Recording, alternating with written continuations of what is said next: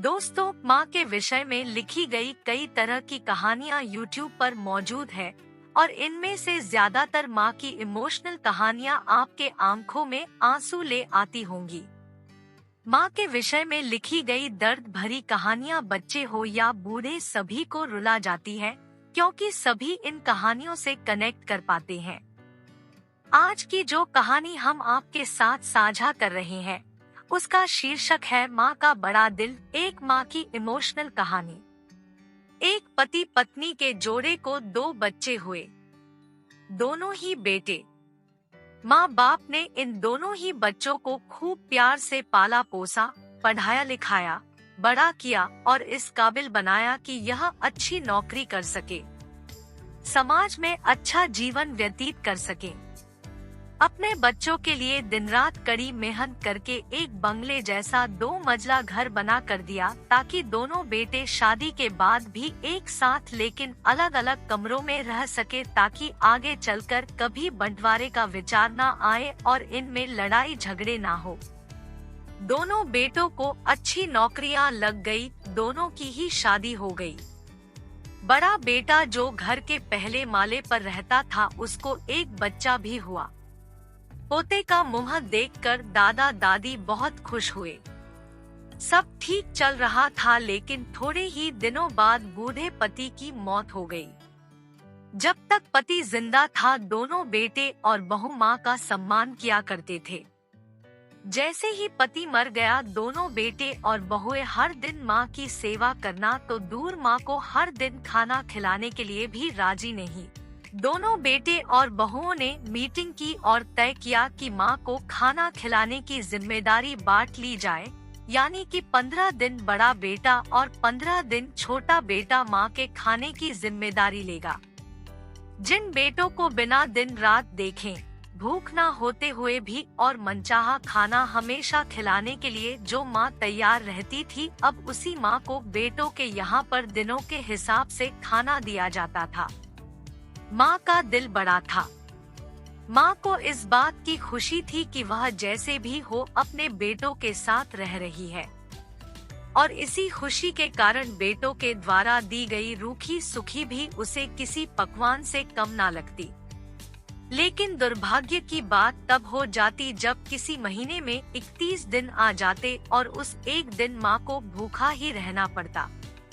एक बार जब बड़े बेटे के यहाँ 15 दिनों तक खाना खाने के बारी चल रही थी, तब बड़ा बेटा अपनी बीवी और बच्चे के साथ कहीं बाहर किसी फंक्शन में जा रहा था।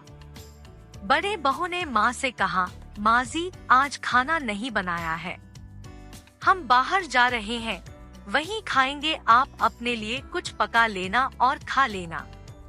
बूढ़ी माँ ने कहा, लेकिन बेटा मुझे तो गैस चलाना नहीं आता। बहू ने कहा, तो फिर ऐसा कीजिए कि पास वाले मंदिर में भंडारा लगता है, आप वहीं पर जाकर खा लीजिए, तो आपको गैस चलाने की जरूरत ही नहीं पड़ेगी।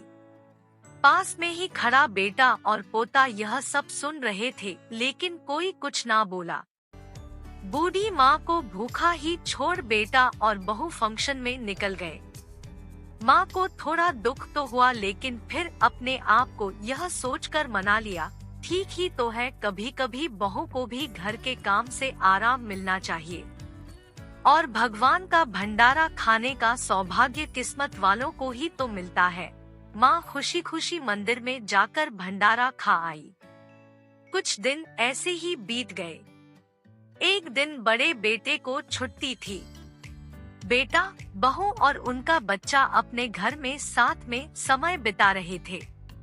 माँ बाप छोटे बच्चे को पूछ रहे थे कि वह बड़ा होकर क्या बनना चाहता है और क्या करना चाहता है।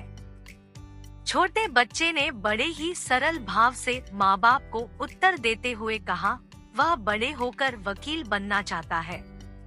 उसकी इच्छा इस घर से भी बड़ा एक घर लेने की है, लेकिन वह घर मंदिर के पास होना चाहिए। माँ बाप ने पूछा, घर के पास मंदिर क्यों होना चाहिए? तब बच्चा माँ बाप से कहता है, घर के पास मंदिर इसलिए होना चाहिए ताकि जब मैं बड़ा होकर किसी फंक्शन में बाहर जाऊँ तो आप दोनों को ज्यादा तकलीफ ना हो। मंदिर नजदीक रहेगा तो आपको ज्यादा दूर जाकर भंडारा नहीं खाना पड़ेगा। मासूम बच्चे का ऐसा जवाब सुनकर दोनों ही के पैरों तले से जमीन खिसक गई। उन्हें अपनी गलतियों का एहसास अब जाकर हुआ था, जो उनके 5 साल के बेटे ने पहले ही कर लिया था। दोस्तों, दुनिया के हर माँ बाप यह सोचकर अपने बच्चों को बड़ा करते हैं कि वह उनके बुढ़ापे की लाठी बनेंगे, ना कि वह लाठी बनकर उनके ही पीठ पर बरसेंगे। कर्म का चक्र निरंतर घूमता रहता है। दोस्तों, आज जो तुम दूसरों के साथ कर रहे हो, आगे चलकर तुम्हारे साथ वही होगा, यह तय है। इसलिए हमेशा याद रखो कि दूसरों के साथ वैसा ही बर्ताव करो जैसा तुम चाहते हो कि बाकी लोग तुम्हारे साथ करें। मैं जानता हूँ दोस्तों, यह माँ की भावुक करने वाली इस कहानी को सुनकर आप भी भावुक हो गए हैं, लेकिन इस कहानी को लिखने का उद्देश्य आपको भावुक करना नहीं था, बल्कि लोगों तक यह संदेश पहुंचाना था कि हमारे भारतवर्ष में जिन माँ बाप को भगवान का रूप कहा गया है, उनके साथ आजकल जैसा व्यवहार हो रहा है वह नहीं होना चाहिए। कहानी पूरी देखने के लिए धन्यवाद।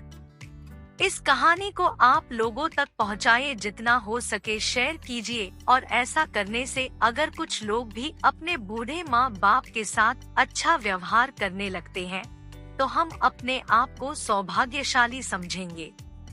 धन्यवाद।